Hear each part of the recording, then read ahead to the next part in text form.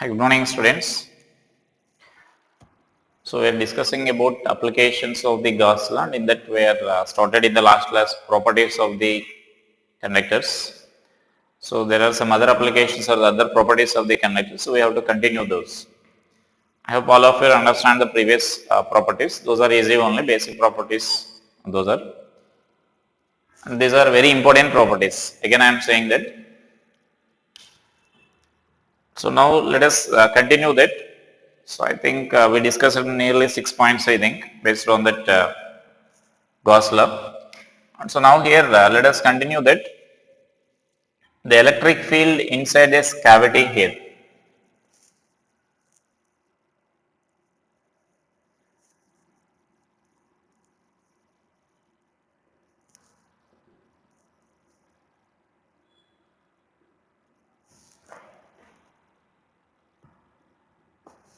So electric field inside the cavity, and that is also nothing but we called electrostatic shielding actually.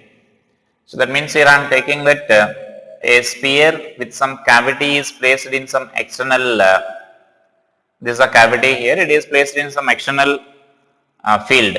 So some external field is present in that region.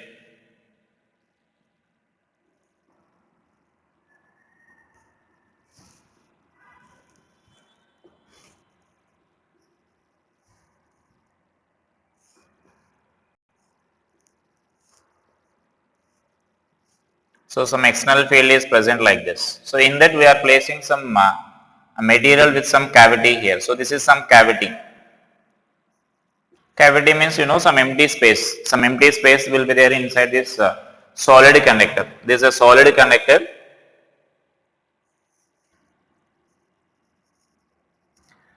So solid conductor with cavity.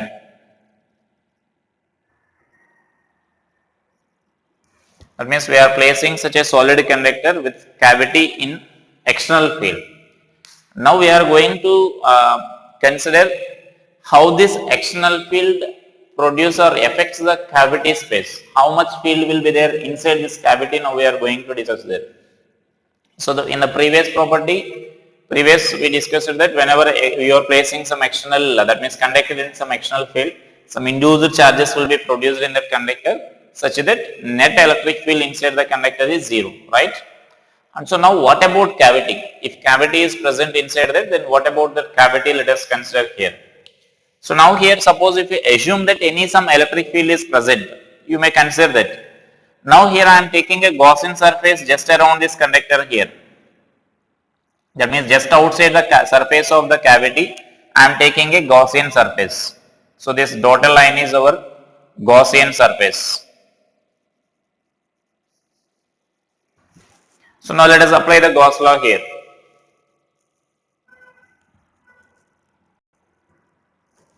So by Gauss law, so we can write this as phi is equal to integral of V bar dot ds bar is equal to 1 by epsilon naught times q in, right? And so now that q in is nothing but charge present inside the Gaussian surface, and E is this E into d bar is this electric flux inside this. We are taking just inside that. So just inside this Gaussian surface there. And so that you can conclude that now here we are taking the Gaussian surface just outside the surface of cavity. Just outside the surface of cavity means you can conclude that electric field inside this conducting material. We are taking the Gaussian surface inside the conducting material. So inside conductor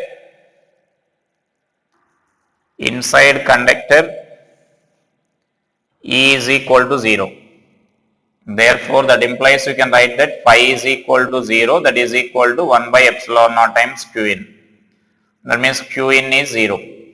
That means no charge will be induced inside the conductor here. So only charge, if any charge induction takes place, that takes place only on this outer surface of this conductor like this.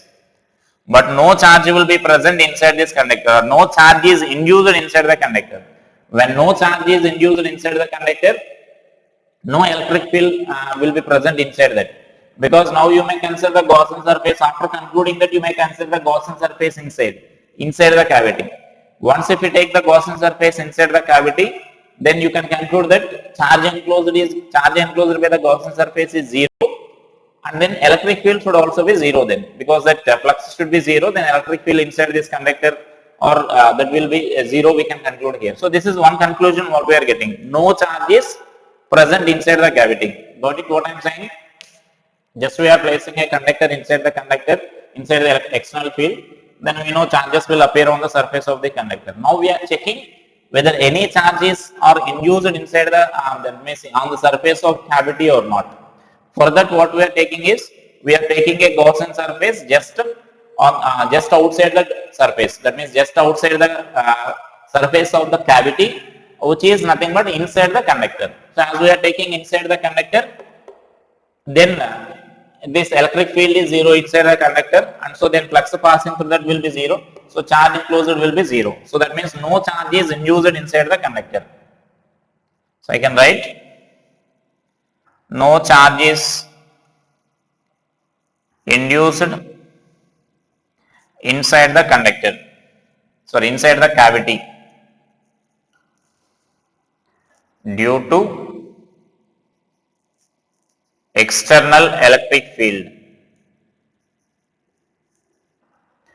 That means if any such electric field is present here, due to that electric field, no cavity will be produced inside that. So if any such external electric field is present here, so due to that no charges are produced inside the surface of cavity. Those charges will be induced only on the outer surface of this body there, outer surface of the conductor. Now here itself we can conclude that if no charges are there inside the cavity, then what will be the electric field here? Electric field inside that cavity should be 0, because here you can conclude that this external electric field is not external electric field. Here if I consider a point here, external electric field is for example along this direction, then induced electric field will be along this direction, and so that resultant electric field will be 0. But here there is no such a induced electric field, and so there is no external electric field also. No external electric field will be present inside this conductor, inside this cavity. And if you want to prove it again, now I can consider the Gaussian surface just inside the surface of this cavity here. I am taking another Gaussian surface there. And so now again apply the Gauss law for such a surface there. By Gauss law for Gaussian surface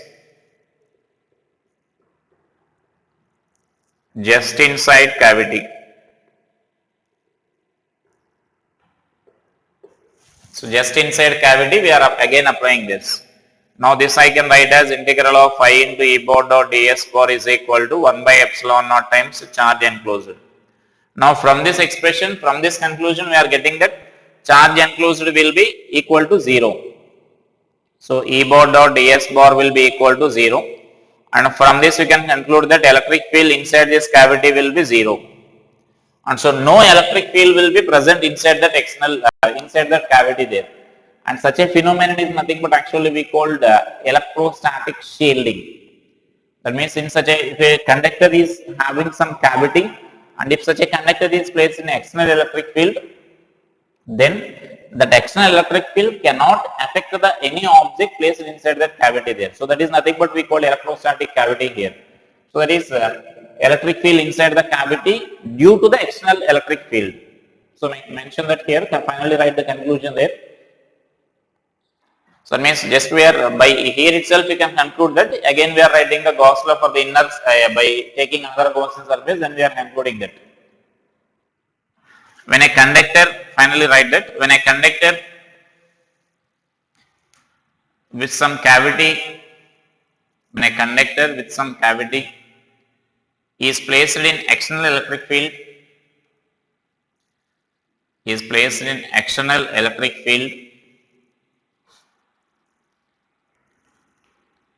then no electric field will be present inside the cavity. No electric field present inside the cavity.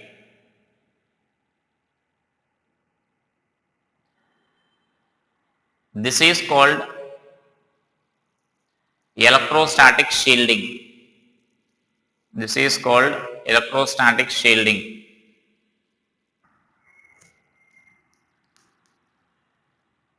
By using this property,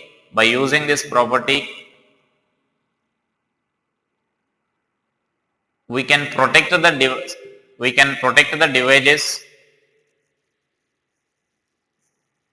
can protect the sensitive devices from the external fields. We can protect the sensitive devices from the external fields by placing them in a metal box.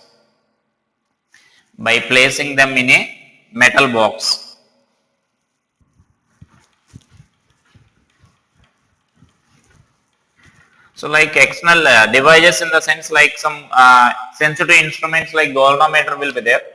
And suppose if you are placing such a galvanometer in a metal box here, this is suppose such a device here. Now this is a metal box.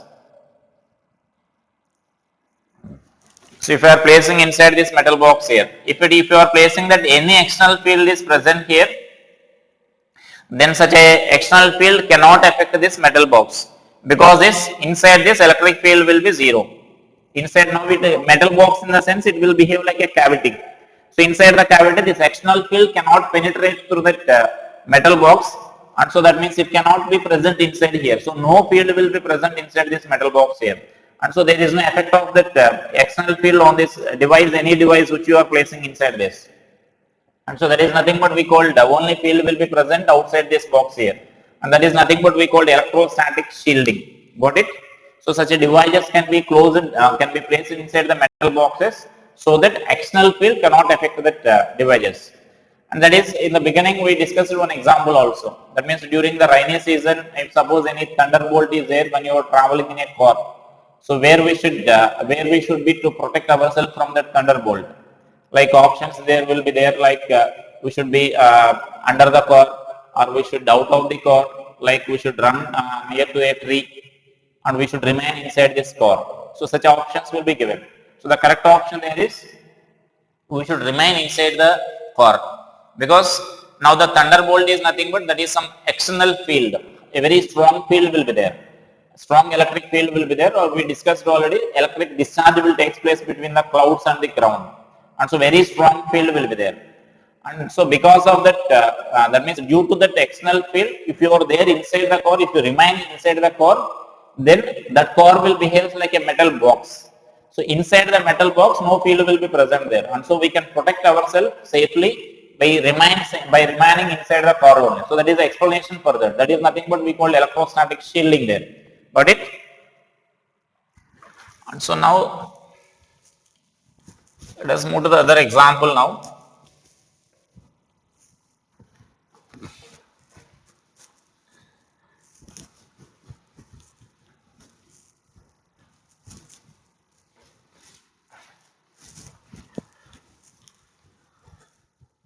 Energy density and mechanical. About cavity, some more properties we need to discuss there.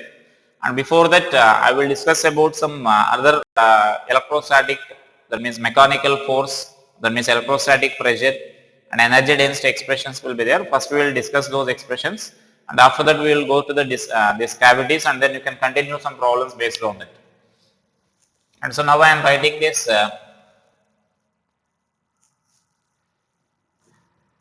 electrostatic pressure, or we can call that as, sometimes we call that as mechanical force.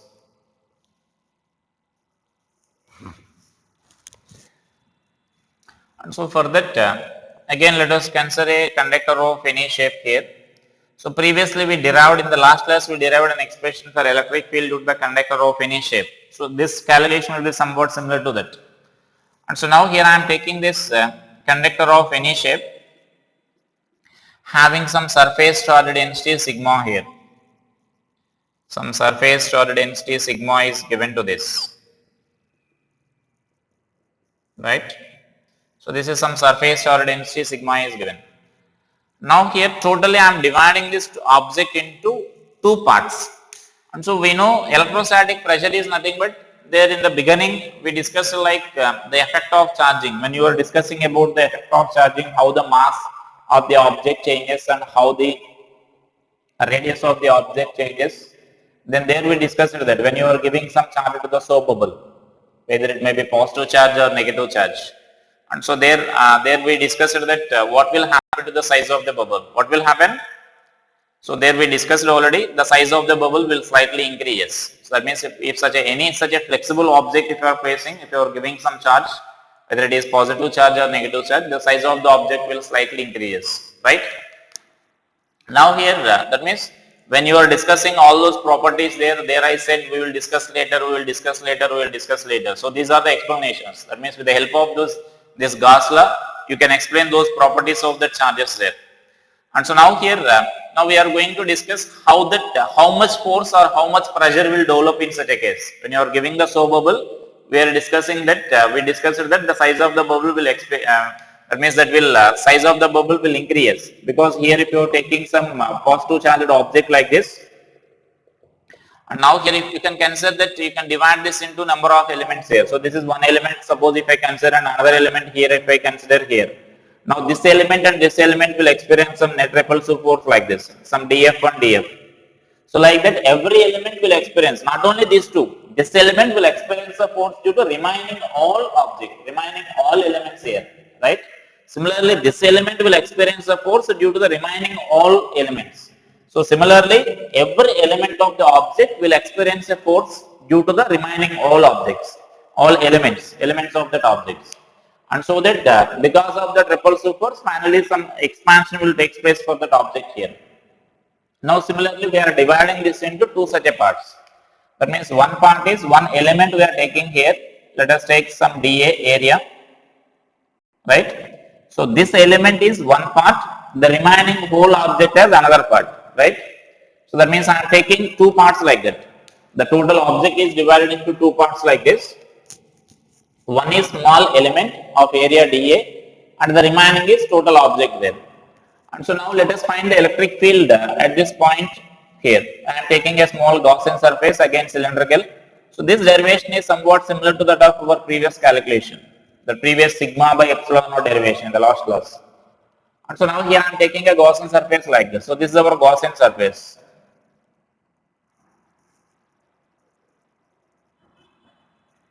This is our Gaussian surface. Now electric field at that point, and let us say electric field at this point. This is point A and this is point B, let us consider here.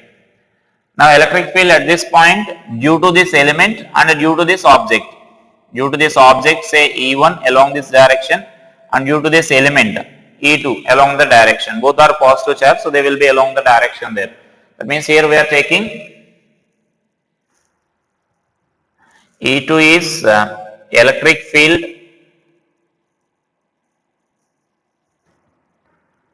due to small element, right? And E1 is electric field due to the remaining object except this element. So this is electric field due to the remaining object, except that element. That is the meaning there, right? So that means we are assuming that we are dividing the object into two parts, one small element and remaining object. So E1 is electric field due to the remaining object and E2 is electric field due to that element we are taking. Since both are positive, that electric field will be there in upward direction like that. And next here, at this point, the electric field due to this positive charged element will be in downward direction. E2 is electric field due to that small element, that will be in downward direction.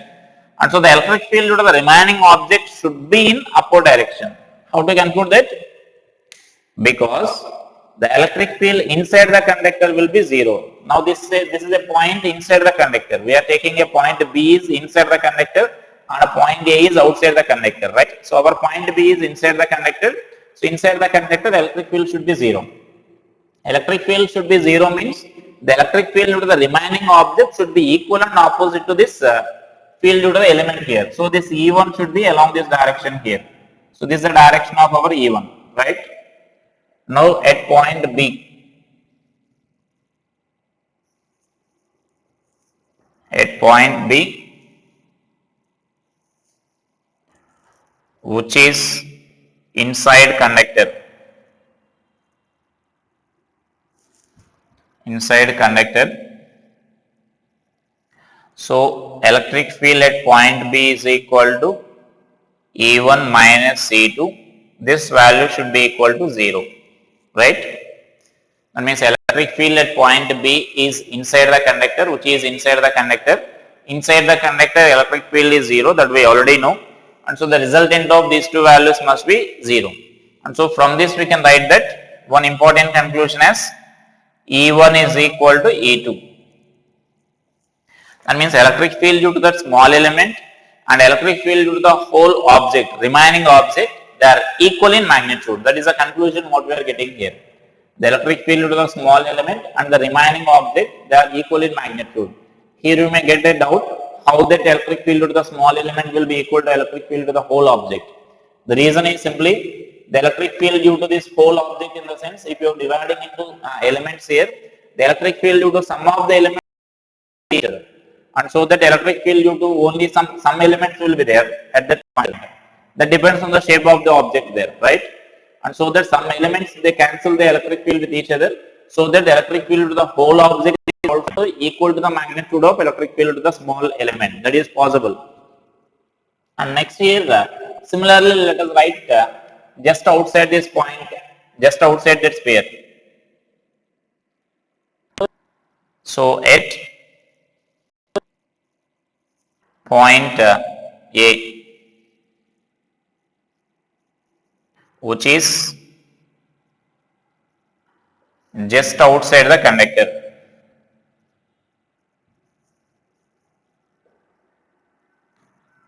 So which is just outside the conductor. So just outside the conductor we know the electric field. Therefore electric field at point A should be equal to electric field E1 plus E2, they will be in same direction, which is equal to sigma by epsilon naught. So this sigma by epsilon naught is just outside the conductor.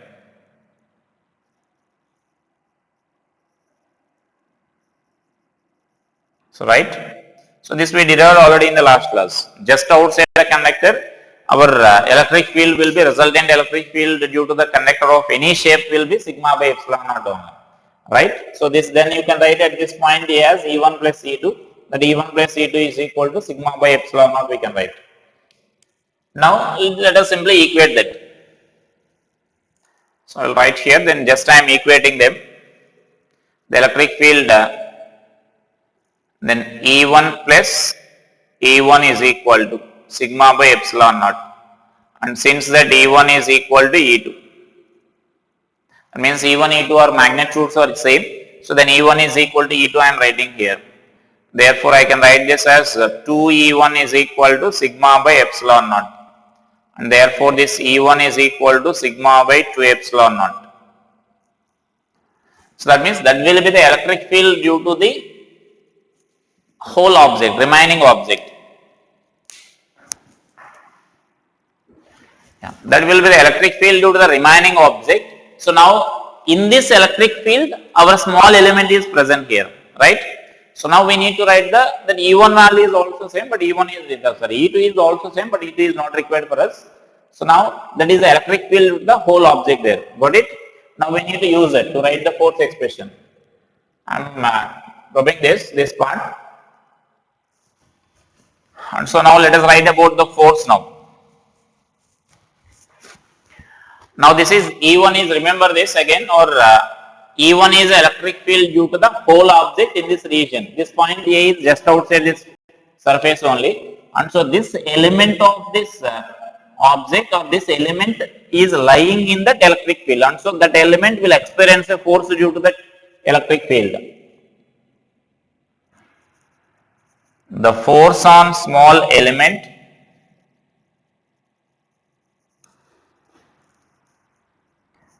due to field produced by a remaining object. So which is nothing but E1. remaining object, which is nothing but E1. Therefore, as we are writing the force on the small element, I am writing like dF is equal to. So then I can write this as E1 into dq, the charge present on that small element, right?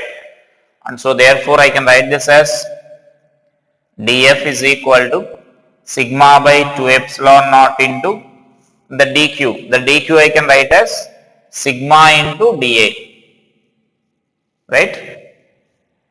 And therefore this force we can write as dF is equal to sigma square by 2 epsilon naught into dA. So this is the force expression here. So the force expression is given by this. So this is nothing but our force on the small element due to this charged object. So then dF is equal to sigma square by 2 epsilon naught into dA. dA is the area of the small element on which we are calculating that force. And from this you can write the pressure. So that means simply you can divide this dA that side, then that is our electrostatic pressure here. So I can write this as now electrostatic pressure is equal to, therefore I can write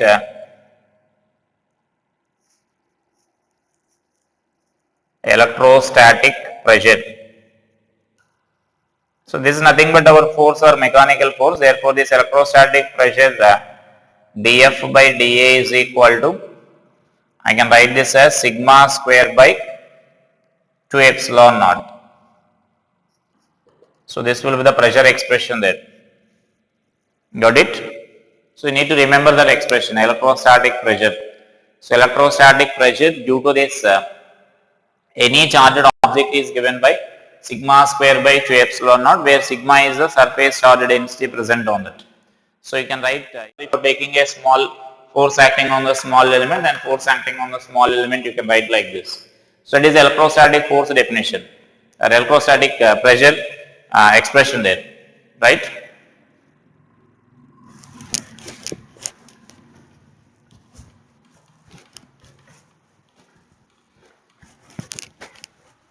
And here let us see one simple example or simple problem based on this electrostatic pressure.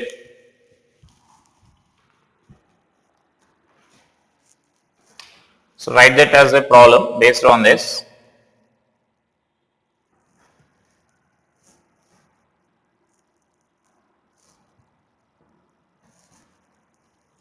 A spherical shell of radius r having surface charge density sigma. A spherical shell of radius r having surface charge density sigma is divided into two halves. Is divided into two halves. That means two equal parts.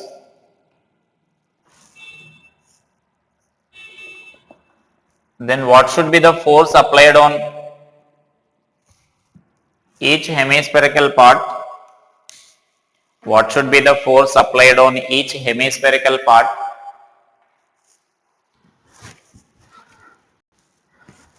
What should be the force applied on each hemispherical part such that they are placed together to form a sphere. They are placed together to form a sphere. That means we are cutting that. When you are cutting that, then due to the repulsive force, they should move away from each other because of the repulsive force on the each sphere. Now we are placing them together by applying some force here. So we need to calculate this, how much force we need to apply here. How much force we should apply on each sphere, each hemisphere to form a complete sphere. So that is our question. So for this we can derive it easily here. So now say this. We know electrostatic pressure is equal to. So electrostatic pressure. So therefore it is dP is equal to, or P. So that electrostatic pressure P is equal to, I can write this as sigma square by 2 epsilon naught, right? Now that sigma square by 2 epsilon naught, now we need to write the force. And so therefore force on each hemisphere is F is equal to, I can write this as P into A, that pressure into area. So area means how much area we need to consider means the area of the projection. The area of projection of the hemisphere. Now it is similar to that of our fluid mechanics. In fluid mechanics we calculated the pressure. So now the horizontal component of the force is nothing but equal to the force acting on the projection. So that means here that is nothing but, suppose I am taking this left hand side hemisphere. So it's a projection means then you will get a circular disc like this. So now the projection is nothing but this is a circular disc of radius r you will get. So this is the projection here. This is a projection of that hemisphere. So the force acting here is nothing but the force acting on this we can say here. So force acting on that hemisphere we need to calculate. That means the electrostatic repulsive force will act along this direction. This is the electrostatic force.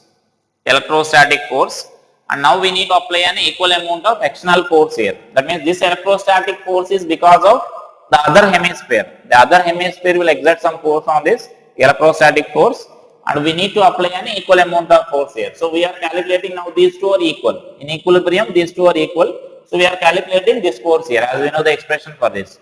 So the electrostatic force acting on this area we can write as, so that area of the projection we need to consider there. Therefore that F we can write as, this P is nothing but sigma square by 2 epsilon naught. Sigma square by 2 epsilon naught into pi r square I can write. Area of that circular disc we need to write. Remember that means it is just similar to our fluid mechanics there. This force is exerted by this electrostatic force here. This force is exerted by the right hand side hemispherical part due to its electric field on this hemisphere. And so now in equilibrium these two are equal here. This applied force should be equal to this electrostatic force. And so then this the force required we are writing it. This is nothing but our formula for electrostatic force. So just we are writing that. And simply that A means you can calculate it as pi r square. And then it's by if you are solving this equation by using some integration, then it will be a lengthy calculation will be there. Just by taking the projection you can calculate it easily. Or sometimes if a charge is given there, instead of giving that say that sigma, if charge is given, suppose I am taking that, sometimes I may give the sigma value or sometimes I may give the q value. If q is the charge given to sphere or given to the shell, then we can write it as sigma is equal to q by 4 pi r square we can write, and therefore substitute that value there, then you will get the expression in terms of this sigma, in terms of this q. Directly I am writing this q square, so that means sigma square means q square by, this is 4 square means 16, you will get 16 pi square r power 4 into 2 epsilon naught into pi r square, right? And so now this I can write it as q square, that pi r square will be cancelled, 32 pi r square epsilon naught. So this will be the force acting force that should be applied on the each hemisphere, so that it will remains in equilibrium there. That part will remains in equilibrium. So that means if you are doing by integration method, it will be a lengthy process. You can simply calculate like this by taking that such a projection there. So it is some application of this. Electrostatic pressure. There may be such a lot of problems may be there. The only procedure is same. Just we need to remember this electrostatic pressure expression. Then force is nothing but pressure into that area we can consider there. And sometimes they may ask the question like this. So like suppose it's a spherical object having some surface charge density sigma, right? Sigma is a surface charge density, and due to some physical process, a small part of the surface is removed suddenly. Due to that some physical process, the small part is removed here suddenly. That means it becomes free from that object. Then its area is, suppose its mass is m, and the area is suppose say dA, the area of that small element.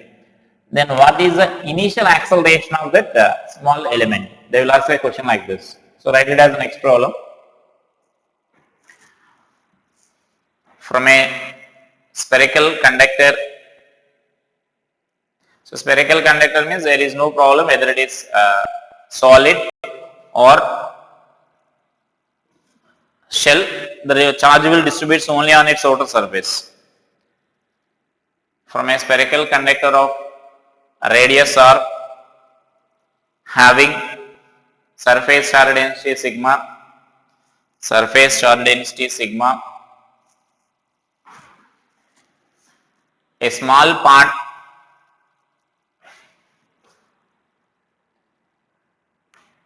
of mass m and area dA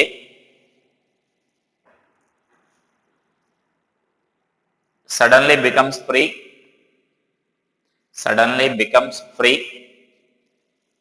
without affecting the remaining sphere.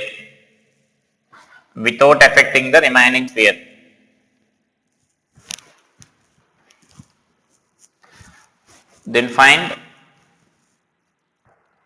initial acceleration of the small element.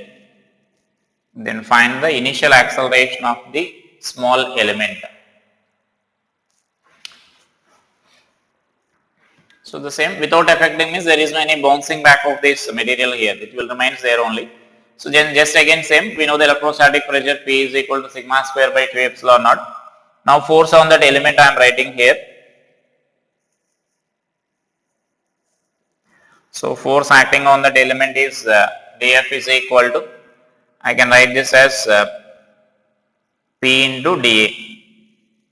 Therefore this dF is equal to sigma square by 2 epsilon naught into dA.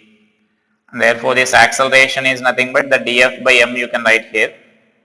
So then you can write it as sigma square by 2m epsilon naught into 2m epsilon naught into dA. So this will be the acceleration F by m. This A is equal to just we are writing as F by m expression here. So it is the acceleration of this element, right? There is initial acceleration they mentioned, so that is why we are naming it as initial acceleration, because of this acceleration it starts moving away from that, right? When it starts moving away from that, when it is at some distance from the sphere, the electric field, the same electric field may not act on that object there. Then force also changes, and there may be there will be changes in this acceleration also. So that will be a variable quantity. After some time, if you want to calculate, this is just after removing from that sphere. So next.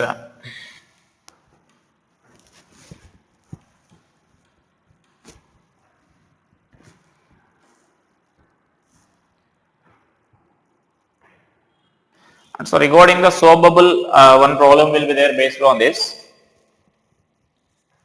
So now let us say, suppose we are taking this surface charge density sigma to this soap bubble. Let us take now it as a soap bubble of radius r, and the sigma is the surface charge density. Now we know we need to write this excess pressure here. And so now excess pressure when you are writing,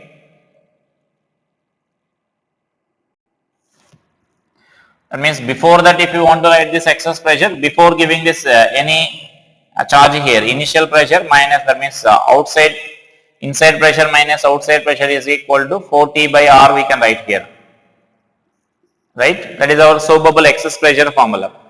Now here when you are giving some charge to this material here, so this inside pressure means actually this pressure will be there like this.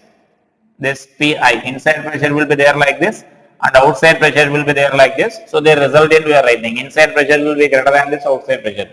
Now suppose when you are giving some charge to this material here, we are saying that the charge, that bubble will experience some outward force, and so due to that the size of the bubble will increase, that we already discussed there. And so that means this electrostatic pressure what we are discussing is that will be also been outward direction only. Now this I am taking as electrostatic pressure as P, electrostatic pressure. So this pressure will also be in outward direction only. This electrostatic pressure will also be in outward direction only. Now this excess pressure with this charged object, that means in case of charged bubble, the excess pressure,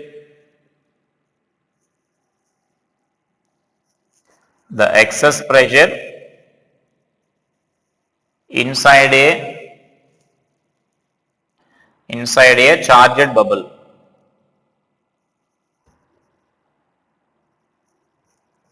So inside a charged bubble is this delta P is equal to, now we can observe that P from inwards to outwards.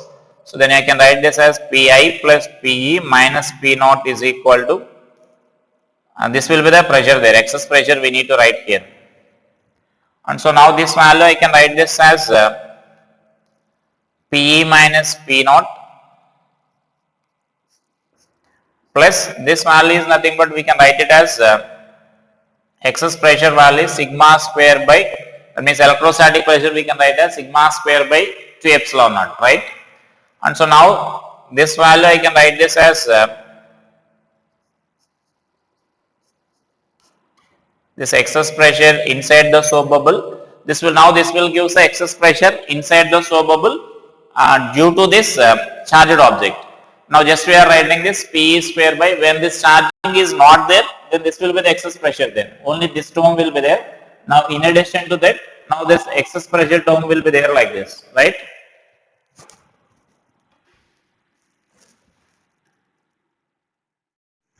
So in this, you can write this excess pressure as like 40 by R, change the marker. So this term will be 40 by R.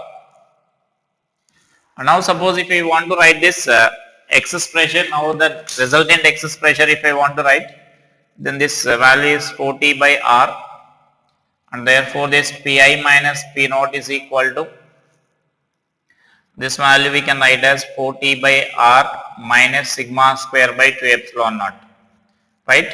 Now this will be the resultant excess pressure for us when you are charging this bubble. Now sometimes I will ask a question like what will be the charge density to be given to this bubble, so that net excess pressure on that bubble will be 0. The resultant excess pressure inside and outside that pressures must balance with each other. So balance with each other means that is nothing but this value must be equal to 0. Then you can equate and find the sigma value from this. If Pi minus P naught is equal to 0, this now Pi is nothing but resultant electric field there, that is nothing but that is equal to 0. Then you can write this as 40 by R minus sigma square by 2 epsilon naught is equal to 0. And from that you can write the sigma square is equal to 8 epsilon naught T by R we can write.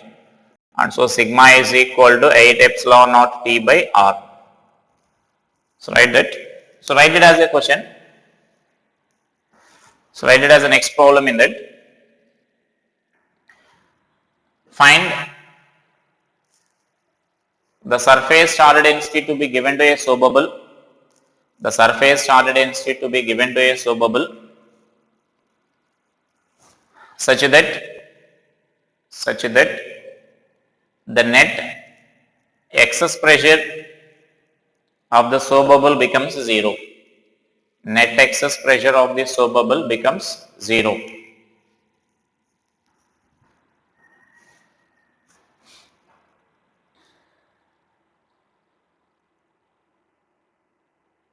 So now write this.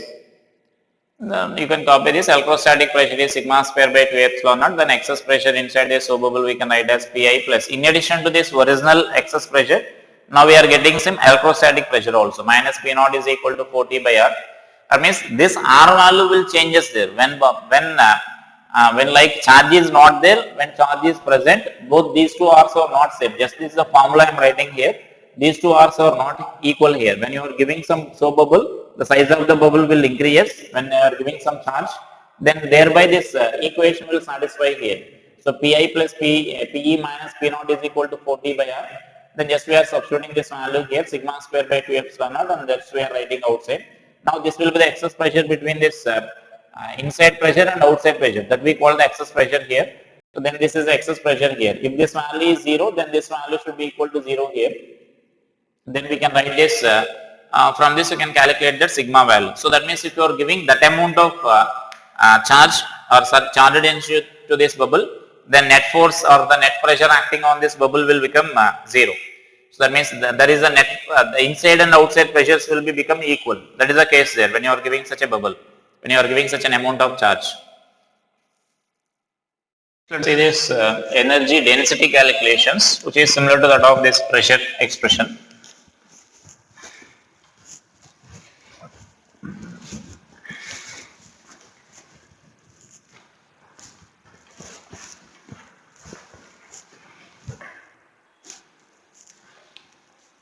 So next let us say this energy density.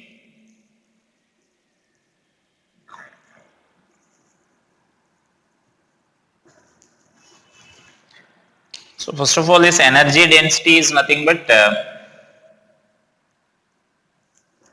so generally we define the energy density when energy is distributed in the space. So energy density is nothing but energy per unit volume.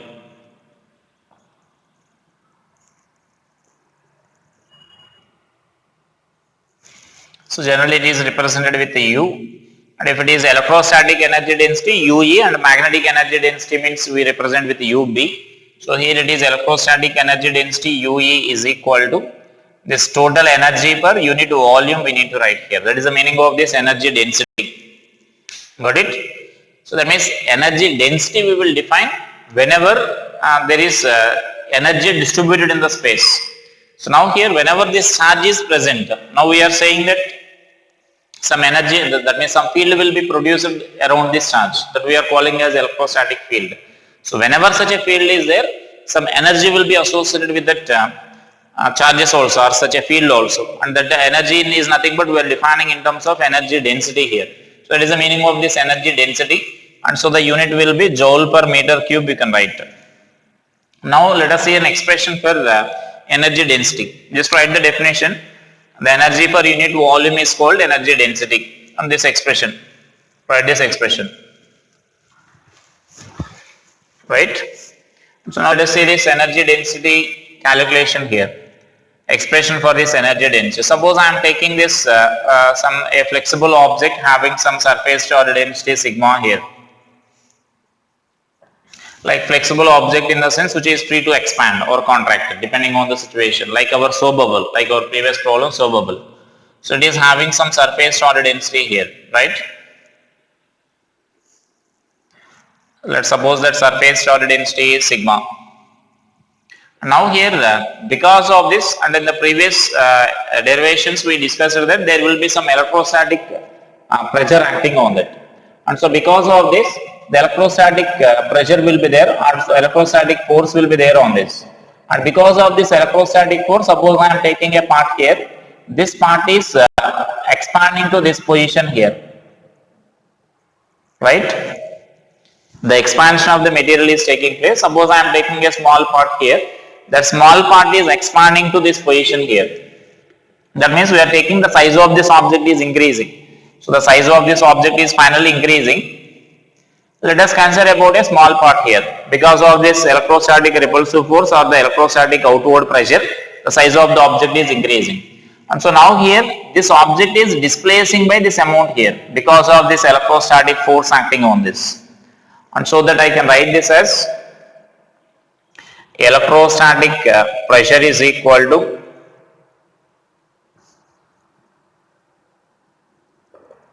pressure P is equal to sigma square by 2 epsilon naught. Next, force is equal to dF is equal to sigma square by 2 epsilon naught into dA, right? And so now let us take it is traveling a distance x here. This element is whatever the element you are taking here. Suppose say this element let us take here. This element is traveling to this position here through a distance x. Now let us write work done by this force here. Work done by this force for the small displacement. Work done by this force on small element we are writing here. On small element for that small displacement. So this dW is equal to, I can write this df into x we can write, where x is the displacement of that small element. As both are in same direction, you can say that as cos 0. The angle between them is Fs cos theta formula. So then this amount of work done is nothing but I can write this as sigma square by 2 epsilon naught into dA, this is our force, into x. And now this amount of work done, we say this amount of work done will store as energy in that space. So this amount of work done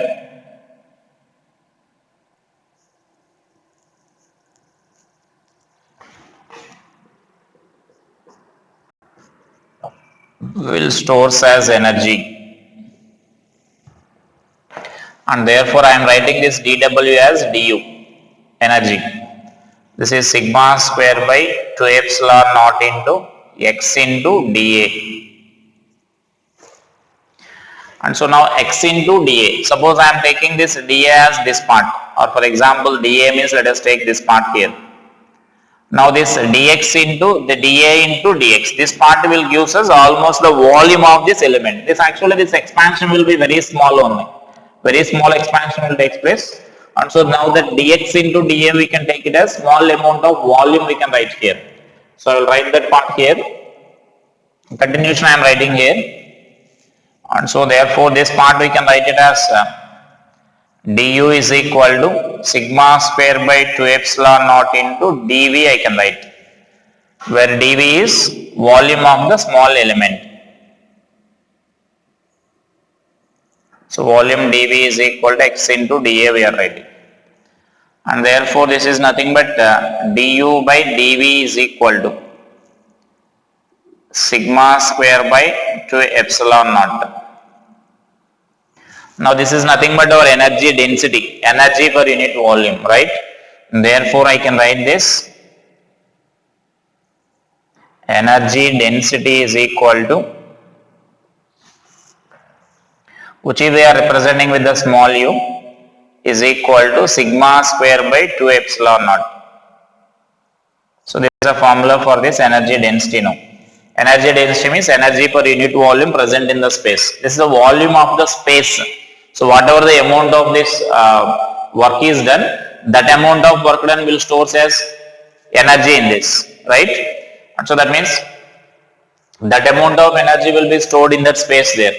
And so that now this is the energy density formula here. This U is the total energy. That means if you are taking du is the energy due to that small element.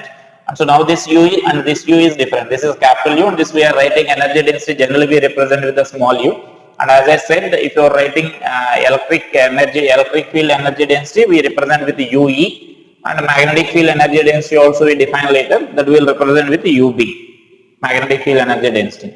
And so now this is energy density here. Now here one more thing you can observe this energy density expression is same as that of electrostatic pressure. Electrostatic pressure we are writing the same, and energy density also we are writing the same, right? That means they are numerically same. The electrostatic pressure and energy density are numerically same. Mention that point also. We can also express in terms of this field. So I will write in terms of the field here, this expression.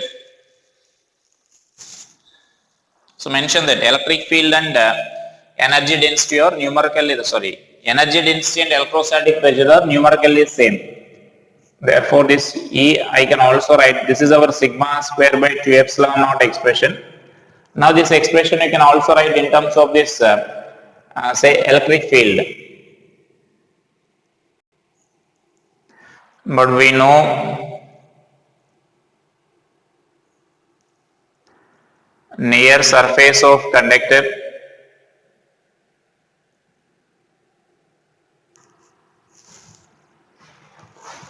electric field E is equal to sigma by epsilon naught, right? This is a point for electric field near the surface of conductor, which we derived already. So from this I am writing this sigma is equal to epsilon naught into E, right? So let us substitute that expression here.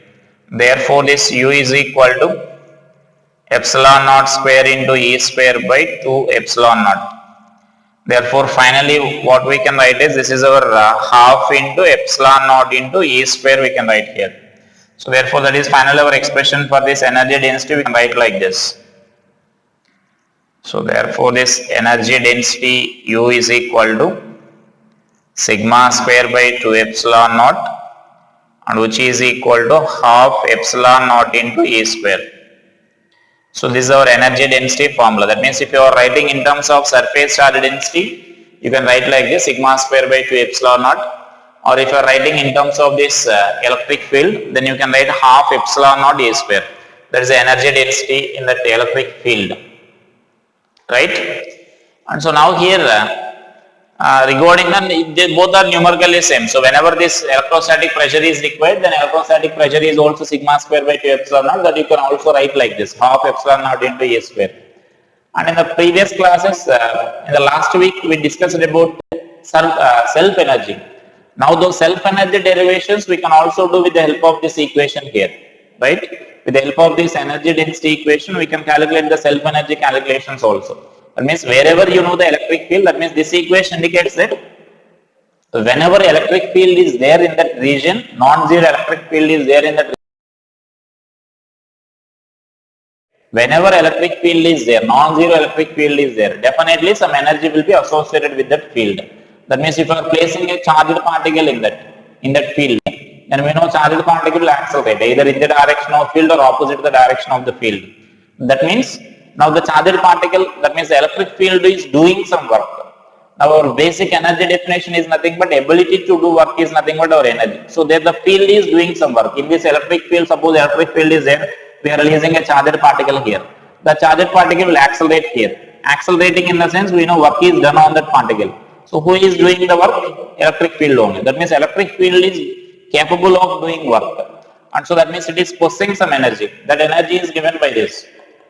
As that energy is distributed in the space, so we need to define that energy density here. So that means we are defining that energy density, and this is the expression for that energy density. So with the help of this, you can calculate energy density anywhere. Anywhere you can calculate, just we need to substitute that E expression at that point there. And as I said, the previous self-energy derivations. The self-energy derivations we can do with the help of this energy density also. Like I will explain that shell, then you can do the solid sphere derivation.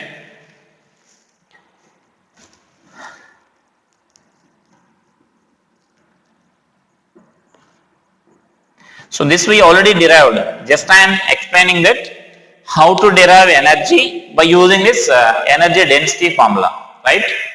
So then suppose if I am taking a spherical shell of radius r, having say some charge q distributed on this.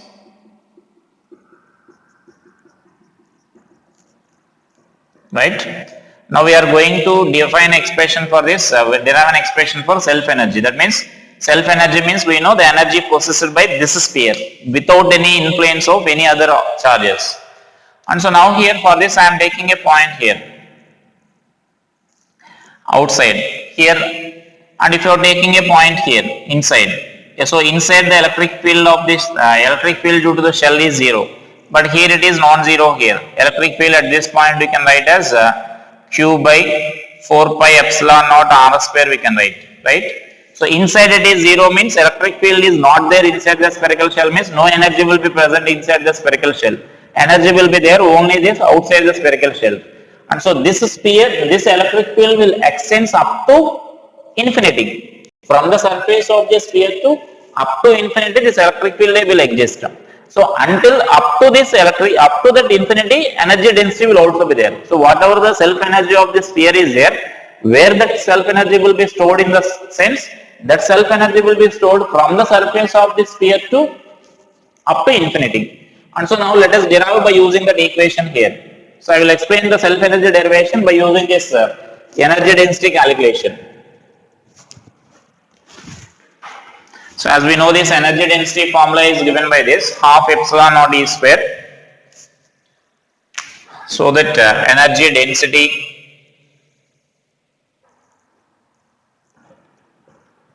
U is equal to, which is nothing but I can write du by dv is equal to half epsilon naught into A square. I am taking this form, right? And so now here to define that let us write this.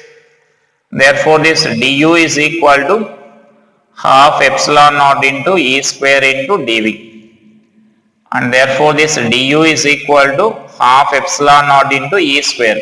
E square is nothing but q by 4 pi epsilon naught into r square whole square into dV. dV expression we need to write. dV is nothing but volume of the small element here. That means here we need to take a small element like this. This is spherical element only. This element is spherical element. So this is r and this width you can take it as dr. Then volume of that spherical element we need to write here. So volume of that spherical element I can write as 4 pi r square into dr. Right? That is our volume of the spherical element. So then you can simplify this. Therefore du is equal to half epsilon naught into q square by 4 pi epsilon naught square r square into dr. So 1 4 pi r square will be cancelled here. Whole square we are doing. So then remaining 4 pi this epsilon naught square into this one more r square will be there. So let us simplify this. du is equal to q square by 8 pi epsilon naught into r square into dr. Now we need to integrate this. Therefore this self energy is equal to q square by 8 pi epsilon naught into integral of dr by r square. Now from where to where we need to integrate? From surface to the infinity. And therefore I can write this as from r to infinity we should integrate here. And so then this is nothing but q square by 8 pi epsilon naught into, here this integration is minus 1 by r, and you can substitute the limits here. Then you will get u is equal to q square by 8 pi epsilon naught r, so which is nothing but our self energy which we derived already, right?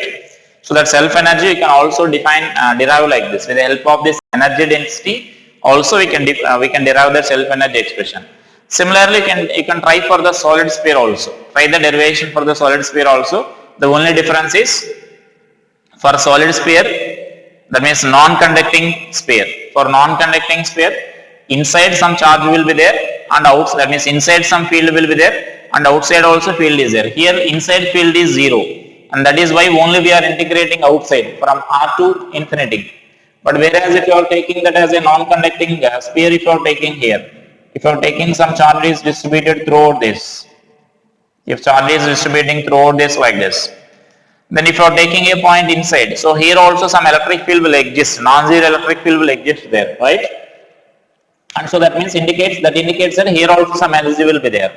Similarly outside also some electric field will be there, and so outside also some energy will be there. So whatever the energy we derived, self energy of this say in non-conducting sphere, like 3q square by 20 pi epsilon naught r, we derived in the previous classes last week.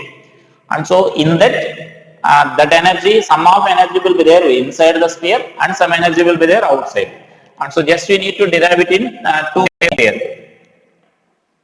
Just I will write here how to do that integration. That means that integration term will consist of, that means du means we write like half epsilon naught e square only. And so here into dv.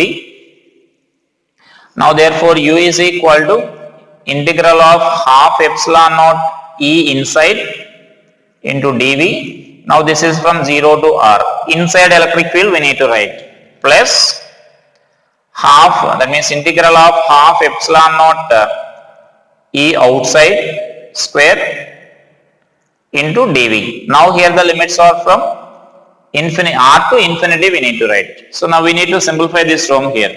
Got it? So that means inside one expression is there, outside another expression is there. So that means inside we need to write, when you are integrating inside, then we need to substitute the inside formula. When you are integrating outside, you need to substitute the outside formula. So just to substitute this formula and integrate that, dv term will be same. Whether you are taking inside and outside, we take the spherical element only. So the dv term will be 4 pi r square into dr only you will get, volume of the small spherical element. So like you can calculate here. And then from this you can also calculate here you will get definitely, if you are integrating this, if you are simplifying this, you will get definitely the same answer. And in this, you will also get how much energy will be there inside the sphere and how much energy there outside the sphere.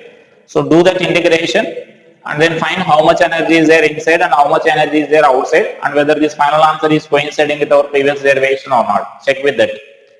And then some remaining properties will be there, properties of the conductors, and majorly we need to discuss about some cavities and those cavities problems and the concentric spherical shells and those problems and the parallel plate problems. The remaining a lot of problems are there based on these Gauss law applications, and those problems we will discuss in our next class. Thank you.